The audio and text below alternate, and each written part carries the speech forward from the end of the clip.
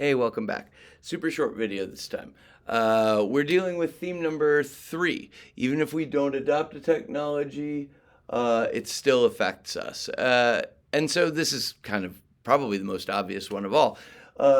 It's the air. I can decide I'm not going to use fossil fuels anymore. I can decide I'm going to live outside.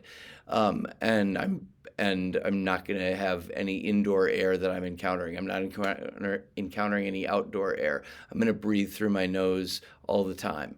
I can decide all those things, and I still am living in a world with fossil fuels being burnt, which means global warming. I still am living in a world where those chemicals that are being put into the air, even if I am filtering them through my nose, my nose isn't perfect. So I'm still dealing with that.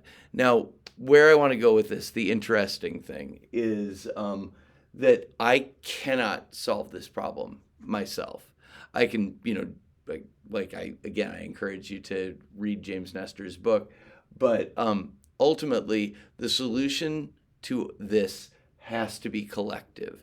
In order for my breathing to be able to lead to a fulfilling life, for it to not get sidetracked in terrible disease, this has to be solved collectively. And the social institution that we have to solve things collectively, social institution meaning a patterned way of meeting a need. In this case, a patterned way of meeting our need to solve a problem that is too big for any one person.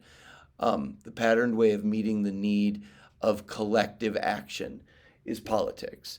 I think that's it. But that's an important point. That's a point worth being aware of. Politics is a drag. It's contentious, and it is the type of thing that turns most people off. But it is worth remembering that it isn't necessarily, even though there's conflict, there has to be conflict in it, I think. It doesn't have to be ugly. And it is our mechanism for working things out collectively. All right, I don't want to belabor the point. It's 2.5 minutes. I'll get you guys out in less than 3. Next video will be the conclusion. I'll see you then.